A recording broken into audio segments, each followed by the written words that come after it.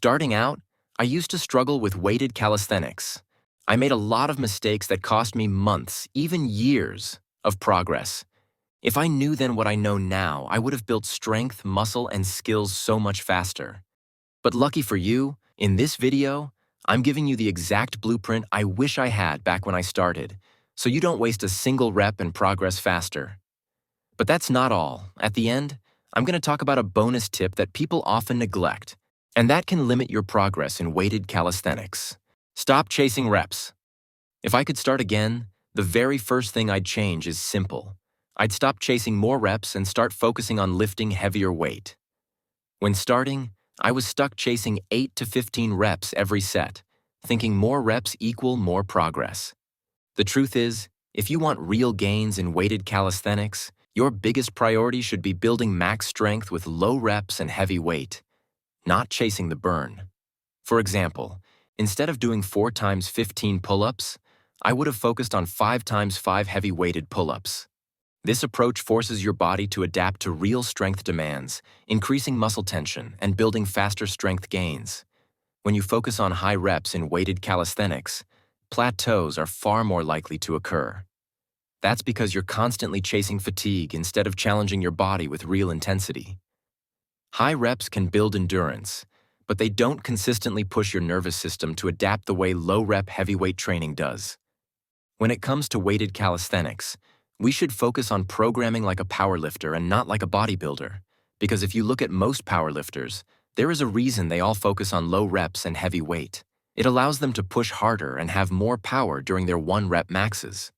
Start by calculating your 1-rep max, then adjust the set based on the percentage you take. You can take 85% of that weight and do 3 reps of 3 sets. Or next working session, you can focus more on volume, so you take 65% of your 1-rep max and do 5 reps of 5 sets. High focus on progression is key. Each week, you either add 1 more rep or a little weight once you hit your rep goal. Then, after 4 to 6 weeks, you measure your 1-rep max again. Take a deload if necessary, and repeat the process again, but this time based on the new 1-rep max. If you're serious about building real strength with calisthenics, hit subscribe and like this video. I drop new videos weekly to help you progress faster and smarter. Now off to the next step.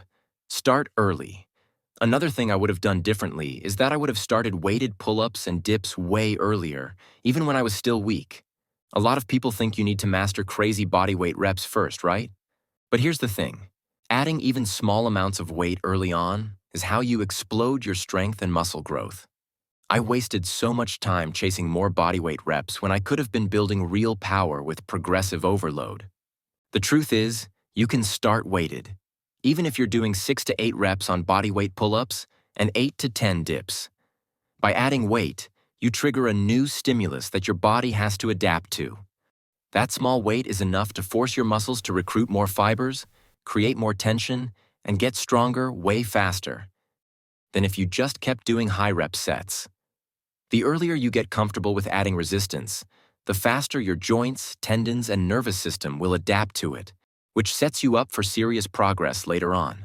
So, if you're already doing 6+ pull-ups and 8+ dips, don't wait. Add some weight. Start training like you're building real power. Not only will your strength skyrocket, but you'll also notice your physique looking denser, more defined, and more built. Now, starting early is great, but another thing that I would definitely do if I could start again is that I'd increase the frequency, which we'll talk about in the next step. Frequency. To progress in a movement, body adaptation is necessary. And one of the key ways to ensure that adaptation happens is increasing frequency. When you train a movement regularly, whether it's pull-ups, dips, or squats, your body becomes more efficient at it over time. Your muscles, tendons, and nervous system all adapt to the load, making the movement easier and more effective. If you're not training a movement frequently enough, your body won't have enough practice to make significant progress. However, if you train too often without giving your body enough time to recover, you'll end up overtraining and stalling your progress. That's why finding the right balance is key. Training 2 to 3 times a week on a specific movement or muscle group with enough rest between allows for consistent growth without overdoing it. This frequency keeps your body constantly adapting and progressing while also preventing burnout. To do that, you can train upper-lower split where you do upper-lower rest then repeat. Or you can do push-pull legs. You can even create your own split where you do your pull-ups, dips 2 to 3 times a week, as long as you allow enough time for recovery between muscle groups. Form is priority. Honestly, this small mistake cost me more progress than I realized, which is mastering the form. So many lifters focus on adding weight each week that they neglect the most important thing, the form. But the truth is that when you master the form, adding weight becomes way easier, because the right form maximizes your pulling strength and allows your body to adapt to the movement. Once your body is adapted, you start to add weight every week consistently. To ensure correct form in the pull-up, first lower the weight you've been using by 20%.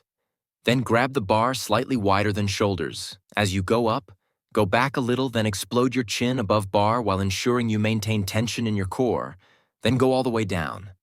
This pull-up form is great, especially when lifting heavy. It's actually used by almost all the pull-up champions. So as long as you have correct form, you must go as explosive as possible to ensure long-term strength gain. Bonus tip, and this one's something I wish someone told me when I first started: track your progress. Now I know people will see this and say, oh, it's not a real tip. However, if you're trying to get strong, especially in weighted calisthenics, tracking is essential. It shows progress, helps avoid plateaus, and makes every session more intentional. If you are not tracking your progress at the gym and just lift based on how you feel that day, then you're wasting your time. And this is so important and underrated, because if you don't track your workouts, then how are you going to know if you made any progress or if the method you are using actually works?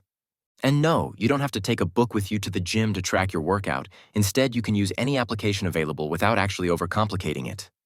This way, in the next session, you know how many reps and weights you did last workout, and you try to add one more rep or increase the weight. So each workout, just put the name of the exercise, then put how much sets you are going to do and with what weight. After you finish each set, add how many reps you did. Once you finish your training, you ensure the workout is saved. You can even use this with all your exercises and plan the workout early on. You can also see how much time the workout took you each time. This tip is small yet effective, especially if your goal is to maximize strength in weighted calisthenics.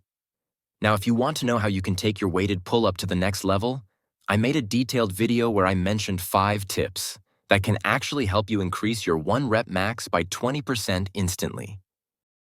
So make sure to check it out.